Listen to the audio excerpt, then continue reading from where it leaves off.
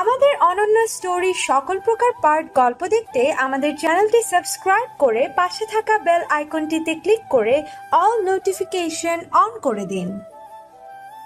এটা তোমার ঘুমানোর জায়গা নয়, এক্ষুনি পড়ে যেতে। রুষা হাই তুলে বলল, পড়ে গেলে নিজে উঠে যেতাম, তোমার হেল্প চাইনি আমি। রুষা পাশে রাখা বোতল থেকে পানি খেলো, কেমন বমি বমি পাচ্ছে। কিছুক্ষণ স্থির থেকে মুখ চেপে দৌড়ে ওয়াশরুমে চলে গেল। বমি করে মাথায় চোখে মুখে পানি দিল, তারপর ক্লান্ত হয়ে বের হয়ে এলো। মনে মনে ভাবছে হঠাৎ করে বমি এলো কেন। রুষা চেয়ারে গিয়ে বসতেই একজন এসে বলল।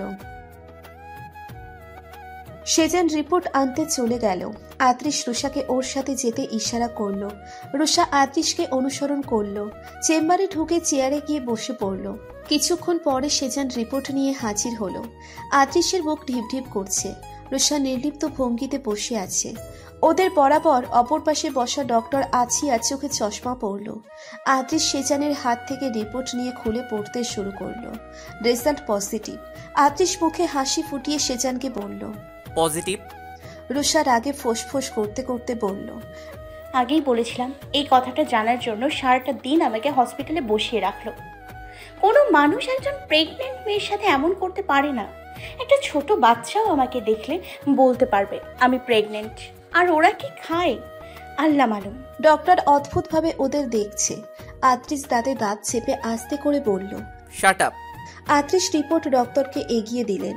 তিনি কিছুক্ষণ দেখে বলল, 5 মাস চলছে, এখন থেকে আরো কেয়ারফুল থাকতে হবে, একদম স্ট্রেট ফ্রি থাকতে হবে। বাড়িতে চিন্তা ভাবনা করা যাবে না, নিজের খেয়াল রাখবেন। আপনার কোনো সমস্যা আছে ম্যাডাম? তাহলে আমাকে এখন বলতে পারেন। রুষা টেবিলের দিকে ঝুঁকে বলল, সমস্যা মানে অনেক সমস্যা। এই অসভ্য লোকটা আমাকে সারা দিন এখানে বসিয়ে রেখেছে, সারা শরীর ব্যথা করছে। উফ, কিছু মেডিসিন দিয়ে দিন। ডাক্তার ওর কথায় ভ্যাবাচাকা খেয়ে আদ্রিশের দিকে তাকালো। তারপর মুচকি হেসে বলল, এখন একটু এমনই করবে।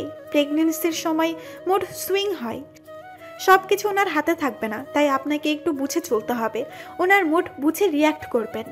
আদ্রিশ মাথা নাড়িয়ে জি বললেও ও জানে রুষা ওকে অসভ্য লোক মুড সুইং এর জন্য না ইচ্ছে করেই বলেছে। রুষা ডাক্তারের সাথে আর কিছুক্ষণ কথা বলে আগে আগে বের হয়ে গেছে। আদ্রিশ আর সেজান ওর পিছনে। হাসপাতাল থেকে বের হয়ে রুষা দাঁড়িয়ে আছে। ওর সাথে পার্স নেই, টাকা মোবাইল কিচ্ছু নেই। বাসায় যাবে কি করে? আদ্রিশ ওর সামনে এসে বলল, গাড়িতে ওঠো। আপনার কাজ শেষ, আপনি আপনার পথে আর আমি আমার পথে। পথ শেষ না, শুরু হয়েছে পিউ চৌধুরী। আদ্রিশ তাচ্ছিল্য হেসে বলল। আদ্রিশের মুখে পিউ নামটা কেমন জানি লাগে। রুষার ভালো লাগে না। রুষা বিস্ময় নিয়ে চেয়ে আছে, আর তখনই আদ্রিশ এক প্রকার জোর করে গাড়িতে তুলল। আদ্রিশ গাড়িতে উঠে বসে। রুষা নামার জন্য ছটফট করছে। আদ্রিশ ওর হাত চেপে ধরে বলল, তুই যা করেছিস তাতে তোকে এতক্ষণে কেটে টুকরো টুকরো করে মাটি চাপা দিয়ে দেওয়ার কথা ছিল, কিন্তু বাচ্চাটার জন্য বেঁচে গেলি। এখন বেশি বাড়াবাড়ি না করে চুপচাপ বস। মাত্র 5 মাস। আমি যাব না তোমার সাথে, গাড়ি থামাতে বলো। সেজান গাড়ি চালু করে দিয়েছে। 5 মাস আমার কাছে থাকবে, বাচ্চা আমাকে দিয়ে দিবে, তারপর তুমি মুক্ত। বাচ্চা দিব মানে? আমার বাচ্চা আমি তোমাকে কেন দেব? আমার বাচ্চা আমি কাউকে দিব না। তোমার কিসের বাচ্চা? তুমি তো বাচ্চা চাওনি, এখন এত দরদ কেন দেখাচ্ছ? না চাইলে 5 মাস আমার শরীরে স্থান পেত না, তাহলে আমাকে এত লড়াই করতে হতো না, এত কাহিনী করতে হতো না। আমার বাচ্চার দিকে চোখ তুলে তাকালে আমি তোমাকে ছাড়বো না। ওর উপর আমার পূর্ণ অধিকার আছে। তুমি 10 মাসের দায়িত্ব নাও, আমি ওর সারা জীবনের দায়িত্ব নেব। মাত্র 10 মাস, তারপর তুমি তোমার লাইফ অন্য কোথাও সেট করে নিও, যেমন লন্ডনে চলে যেতে চাইছিলে তো, তাই না? রুষা থতমত খেয়ে গেল, কিন্তু 10 মাসকে তাচ্ছিল্য করাই ওর প্রচন্ড রাগ হলো। 10 মাস কি মুখের কথা? 10 মাস 10 দিন কত কষ্ট করতে হয় তা শুধু একজন মাই জানে। একটা শরীরে অন্য আরেকটা শরীর বয়ে বেড়ায়, বাবারা শুধু তাচ্ছিল্য করতে পারে। আমি 5 মাস পেটে রেখেছি, বাকি 5 মাস তোমার পেটে নিয়ে রাখো, তাহলেই চটাং চটাং কথা ভুলে যাবে। রুষা রাগের ঠেলায় যা মুখে এসেছে বলে দিল। আদ্রিশ ওর কথা শুনে তাজ্জব বনে গেল। সেজান মুখ চেপে হাসছে। বিরক্তিকর, রুষা অন্যদিকে মুখ ঘুরিয়ে বসলো। কি করবে তাই ভাবছে।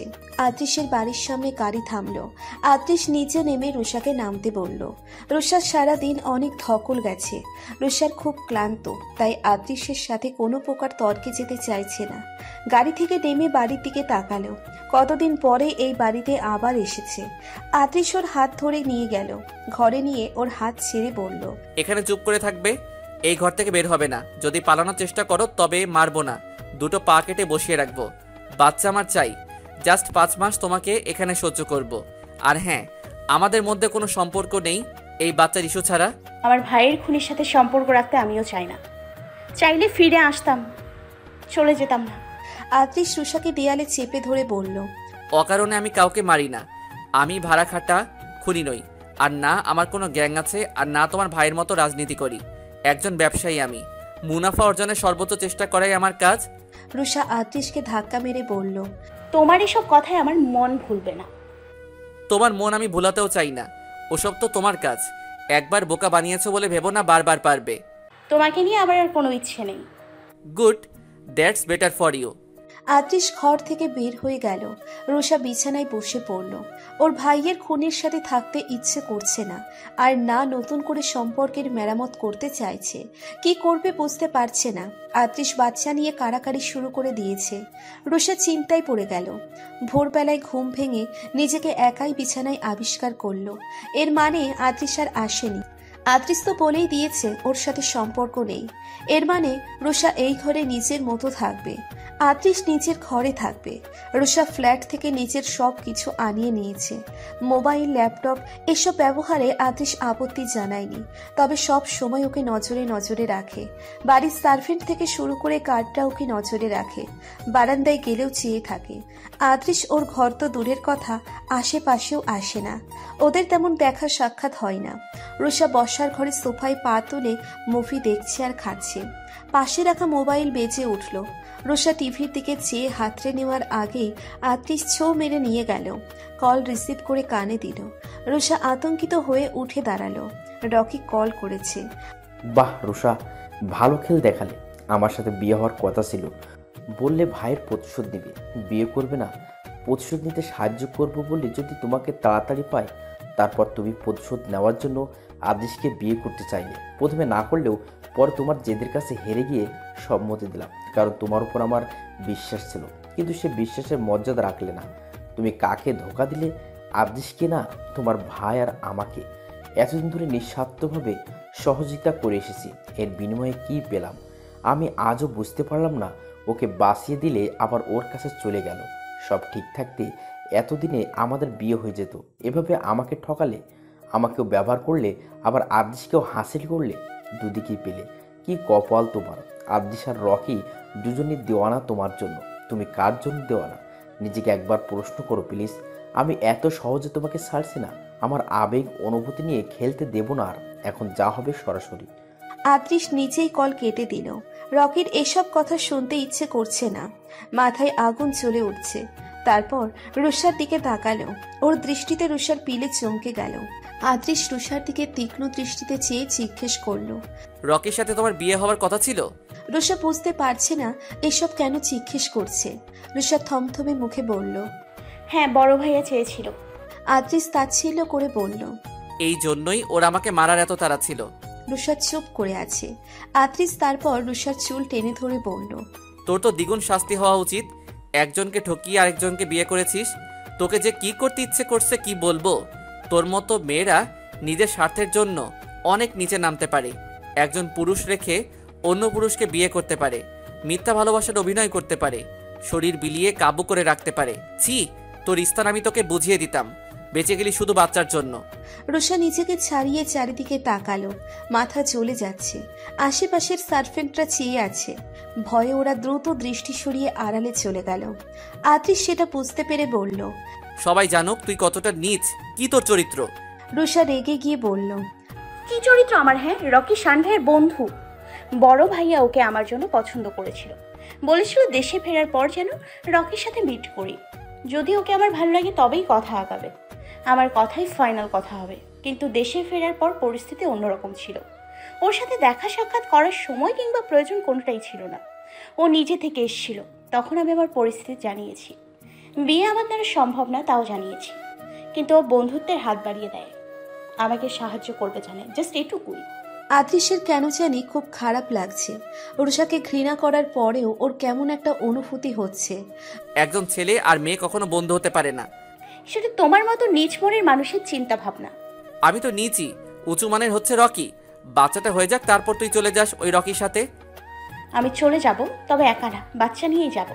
একটা খুনিকে আমার বাচ্চার দায়িত্ব দিব না। আমি প্রতারক হতে পারি, কিন্তু খুনি নই।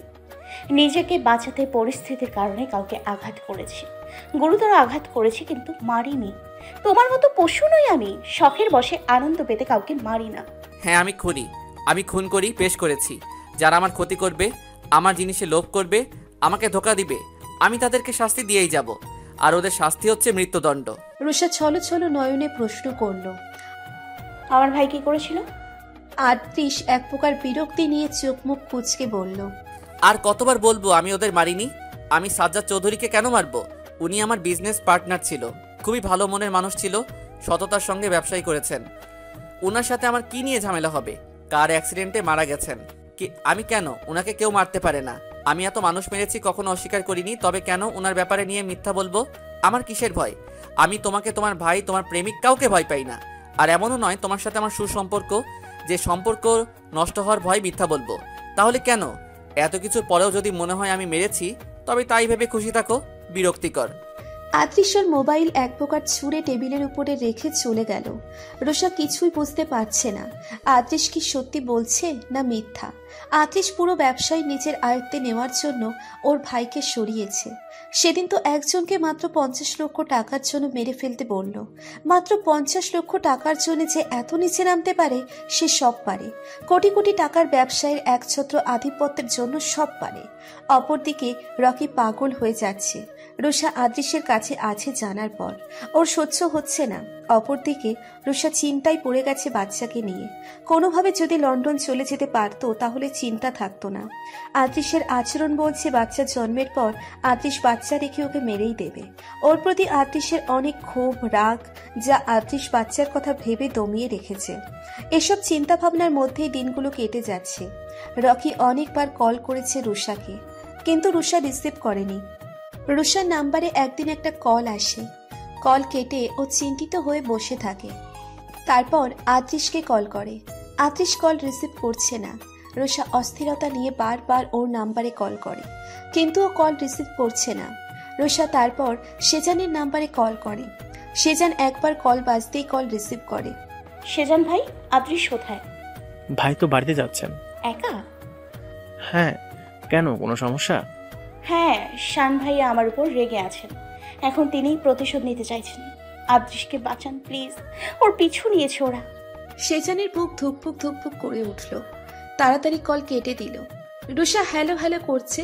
কি করবে বুঝতে না পেরে রুষা পিছনের দরজা দিয়ে বের হয়ে গেল। সাথে রিভলভার নিয়ে গেল, প্রয়োজনে ব্যবহার করবে। রুষা একটা ট্যাক্সি নিয়ে অফিসের রাস্তার দিকে যায়, কারণ ও জানে কোথায় অ্যাটাক করার পরিকল্পনা করেছে। রুষা সেই জায়গায় পৌঁছে গেলেও কিছুই পেল না। দিনের বেলায় যেমন এই জায়গাটা শান্ত থাকে, ঠিক তেমনই শান্ত। আদৃশ অনেকক্ষণ ধরে খেয়াল করছে একটা গাড়ি ওদের ফলো করছে। আদৃশ গাড়ি থামাতে বলল ড্রাইভারকে। গাড়ি থামিয়ে চুপ করে রইল। ওই গাড়িটাও থেমে গেল। আদৃশের বুঝতে বাকি নেই ওরা আসলেই ওকে ফলো করছে। কিছু একটা হতে চলেছে। আদৃশ রিভলভার প্রস্তুত করে নিল, সাথে দুজন বডিগার্ড। ওরাও প্রস্তুতি নিয়ে নিয়েছে। গাড়িটা অনেকক্ষণ ধরে দাঁড়িয়ে আছে। আদৃশ বুঝতে পারছে না ওরা কি চাইছে। পকেট থেকে মোবাইল বের করতেই সেজানের নাম্বার আর রুষার নাম্বার থেকে অনেকগুলো মিসড কল দেখতে পেল। দুজনেই একসাথে কিসের এমার্জেন্সি? সেজানের সাথে কথা বলে বের হয়েছে, আর রুষা ওকে কল কেন দেবে? ওর সাথে রুষার কোনো প্রয়োজন থাকতে পারে না। আদৃশ প্রথমে সেজানকে কল ব্যাক করলো। সেজান কল রিসিভ করে অস্থিরতা নিয়ে বলল, ভাই আপনি কোথায়? কল রিসিভ করছিলেন না কেন? ভয় পেয়ে গিয়েছিলাম আমি। Sezan, are you okay? ভাবি কল করেছিল, আপনি ওনার কল রিসিভ করছিলেন না, তাই আমাকে কল করেছিল। আদৃশের পিলে চমকে ওঠে। ওর মনে হচ্ছে রুষার কোনো বিপদ হয়েছে।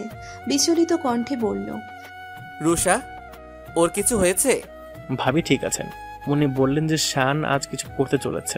আদৃশ পিছন থেকে থেমে থাকা গাড়িটা দেখে বলল, হয়তো, কিন্তু ও বলে দিল কেন? হয়তো সাবধান করতে। সেজান, এটাও রুষার একটা চাল, কিন্তু কি চাল চালছে বুঝতে পারছি না। সেজান বুঝতে পারছে না রুষা সত্যি ওদের হেল্প করছে না আদ্রিসের কথা মতো এটা কোনো চাল। ভাই আপনি যেখানে আছেন সেখানেই থাকুন, আমি আসছি, আমাদের লোকদের খবর দিচ্ছি। আমি ওদের অপেক্ষায় আছি, কিন্তু ওরা গাড়িতে বসে আছে। একবার আসুক, পিষে মেরে ফেলবো। অনেক নাটক করেছে ভাই বোন মিলে, এক বিন্দু ছাড় দেব না এবার। ভাই মাথা ঠান্ডা রাখুন। আদ্রিসের শরীর রাগে রেডি করছে, গাড়ির দরজা খুলে বের হয়ে গেল। রুষার ভাইয়ের লোক আর রুষা জানিয়েছে শুনে ওর রাগটা বেড়ে গেল। গাড়ি থেকে বের হয়ে ওদের গাড়ির দিকে যাচ্ছে। ওর গার্ড দুজন ওর পিছনে। সেজান গাড়ির স্পিড বাড়িয়ে দিল। আদ্রিস রাগের মাথায় ভুল স্টেপ নিবে সেটা বুঝতে পারছে। আদ্রিস ওদের গাড়ির সামনে যেতেই হুড়মুড়িয়ে কতগুলো লোক বের হয়ে গেল। আদ্রিসের গার্ডদের উপর প্রথমে হামলা হলো। আদ্রিস রিভলভার বের করে হাতে পায়ে গুলি করছে তিনজনের। ওরা এখন আদ্রিসের দিকে গুলি ছুটছে। আদ্রিস ওদের আহত করার জন্য হাতে পায়ে গুলি করছে। ওর রিভলভারের 6টা বুলেট শেষ। সেজানের গাড়ি চলে এসেছে। আদ্রিসের দিকে একটা গুলি আসতেই আদ্রিস সরে গেল। তারপর লোকটা আবার গুলি ছুড়বে, সেই সময় অন্য দিক থেকে একটি গুলি এসে সেই লোকটার হাতে লাগলো। হাত থেকে রিভলভার পড়ে গেল। আদ্রিস পিছনে ঘুরল, আশেপাশে দেখলো, কাউকে দেখতে পাচ্ছে না। সেজান এসে রিভলভার ছুড়ে দিল আদ্রিসকে। আদ্রিস একে একে 6টা বুলেট ব্যবহার করে ফেললো 6 জনের উপর। ময়দান পুরো ফাঁকা। আদ্রিস অন্ধকারে এদিক সেদিক কাউকে খুঁজছে, কিন্তু কাউকে পেল না। কেউ একজন আড়ালে ছিল, কিন্তু সে কে? রুষা বসার ঘরে বসে আছে। আদ্রিস তখন বাড়িতে ঢুকলো। ওর হাতে কোট, চুল এলোমেলো, কলার থেকে টাই খুলতে খুলতে আসছে। গভীরভাবে কিছু ভাবছে। রুষা উঠে দাঁড়ালো। আদ্রিস রুষাকে দেখে দাঁড়িয়ে গেল। কয়েক পলক ফেলে অত্যন্ত শীতল কণ্ঠে প্রশ্ন করল, কে ছিল সে? রুষা না বুঝতে পেরে বলল, কে? যে আমাকে বাঁচালো। আদ্রিস রুষার চোখের দিকে চেয়ে আছে। এই কয়েক দিনে এই দৃষ্টিটা চিনে নিয়েছে। রুষার দিকে এগিয়ে গেলে রুষা কয়েক পা পিছিয়ে বলল, আমি জানি না কে ছিল। আদ্রিস আগাতে আগাতে রুষার হাত চেপে ধরে বলল, আমি জানি সে কে ছিল। রুষা ঘাবড়ে যাওয়া মুখে আদ্রিসের দিকে প্রশ্নাত্মক দৃষ্টিতে চেয়ে আছে। আদ্রিস চোখ মুখ শক্ত করে বলল, তুমি ছিলে, তুমি ছিলে। বের হয়েছিলে কেন? তোমাকে এতবার বলার পরেও কেন বের হয়েছো? আমাকে বাঁচিয়ে রাখার প্রবল ইচ্ছের কারণটা আমি জানতে চাই। নাকি আবার কোনো নাটক করছো? একবার বোকা বানিয়েছো, তাই বলে বারবার নয়। এরপরে যদি আবারও বের হওয়ার চেষ্টা করো ভালো হবে না। Mind it. আমি বের হতে চাইলে আমাকে কেউ আটকে রাখতে পারবে না, কারোর শক্তি নেই আমাকে আটকে রাখার। আদ্রিসও জানে ও চাইলে কেউ ওকে আটকে রাখতে পারবে না। রুষা, তোমার এসব কাজের জন্য যদি বাচ্চার কোনো ক্ষতি। বাচ্চার ক্ষতি হবে এমন কিছু আমি ভুলেও করবো না। বাচ্চাটা যাতে অনাথ না হয়, তাই এত চেষ্টা। রুষা আদ্রিসের দিকে একবার চেয়ে নিচের ঘরে চলে গেল। কিছুদিন পর রুষা বাগানে হাঁটছিল। ওর পেট আগে থেকে বেড়েছে, শরীরটা ভারী হয়ে গেছে, শুয়ে বসে থাকতে পারে না। হাঁটতে হাঁটতে বিকেলের পরিবেশ উপভোগ করছে। হঠাৎ দেয়াল টপকে রকি বাড়িতে ঢুকে যায়। ওকে দেখে রুষার মুখ ফ্যাকাশে হয়ে যায়। এদিক ওদিক চেয়ে ভয়ার্থ কণ্ঠে বলল, তুমি এখানে এসছো কেন? আদ্রিস জানলে আমার সাথে সাথে তুমিও বিপদে পড়বে, চলে যাও। তুমি আমাকে এভাবে আসতে বাধ্য করেছো। আমার কল রিসিভ করছিলে না, তাই চলে এলাম জবাব নিতে। কিসের জন্য? আমাকে ব্যবহার কেন করলে? তুমি না বলেছিলে আদেশকে ভালোবাসো না, মিথ্যে কেন বলেছিলে? রুষা ওর প্রশ্নে থমকে গেল। বিমূঢ় কণ্ঠে বলল, আমি ওকে ভালোবাসি না। রকি ওর হাত ধরে বলল, বলো আমার সঙ্গে, তুমি এখানে অযথা কেন থাকবে? রুষা হাত ছাড়িয়ে নিয়ে বলল, চলে যাও, তোমার সাথে আমি যাব না, এখানেই থাকবো আমি। কেন কেন থাকবে তুমি এখানে? আমাদের বাচ্চার জন্য। বাচ্চার জন্য তো আমি নেব ওর দায়িত্ব, ওর বাবা হব। তুমি শুধু আমার হয়ে যাও। তোমার বাচ্চার আমি কোনো অযত্ন করব না, নিজের সন্তানের পরিচয়ে লালন পালন করব। রুষা কটাক্ষ করে বলল, ওর বাবা এখনো বেঁচে আছে, ওর দায়িত্ব নেবার। রকি, আমার আশা ছেড়ে দাও, আমাকে আমার মতো থাকতে দাও। তুমি তোমার মতো জীবন গুছিয়ে নাও। রকি চেঁচিয়ে বলল, বিয়ে হয়েছে বলে মানে না আমি এসব। বিয়ে হয়েছে তো কি হয়েছে, তুমি শুধু আমার। তুমি এখন আমার সাথে এখান থেকে চলে যাবে, চলো। রকি ওর হাত ধরতে গিয়ে থেমে গেল। ওর দৃষ্টি রুষার পিছনের দিকে। রুষা রকির দিকে চেয়ে ওর দৃষ্টি অনুসরণ করে পিছনে ঘুরে চমকে গেল। আদ্রিস হিংস্র দৃষ্টি নিয়ে দাঁড়িয়ে আছে। ওর চোখের দিকে চেয়ে রুষা ঝলসে যাচ্ছে। আদ্রিস রুষার সামনে এসে রকিকে একবার দেখে প্রশ্ন করল। কি করছো তোমরা এখানে? রুষা আদ্রিসকে এত সহজ আর শান্তভাবে কথা বলতে দেখে অবাক হলো। আদ্রিস দূর থেকে ওদের কথোপকথন কিছুই শোনেনি। রকি রুষার উত্তর দেওয়ার আগেই উত্তর দিল। আমি রুষাকে নিতে এসেছি। আদ্রিস রুষার দিকে চেয়ে তাচ্ছিল্য হেসে বলল, তোমার প্রেমিক তোমাকে নিতে এসেছে। আমার অগোচরে আমার বাড়িতে এত কিছু হচ্ছে। বাহ, আমার প্রতারক স্ত্রীর প্রেমিক আসে, তাদের প্রেমালাপ চলে, পালিয়ে যাওয়ার প্ল্যানও হয় আমার বাড়িতে, আর আমি কিছুই টের পাই না। রুষা ওর কথা শুনে উত্তর দিল, আদ্রিস, তুমি যা ভাবছো ঠিক তা না। রকি এর আগে কখনো এ বাড়িতে আসেনি, আজই প্রথমবার এসছে। আর ও আমার প্রেমিক নয়। ও তোমার প্রেমিক না কি সব জানি, দুশ্চরিত্রা মেয়ে। আমার বাড়িতে প্রেমিক নিয়ে এসেছিস, কি ভেবেছিস ওর সাথে পালিয়ে যাবি? একদম মেরে দেব দুটোকে। আমার বাচ্চা না দিয়ে এক পা নড়তে পারবি না। রুষা দাঁত খিচিয়ে বলল,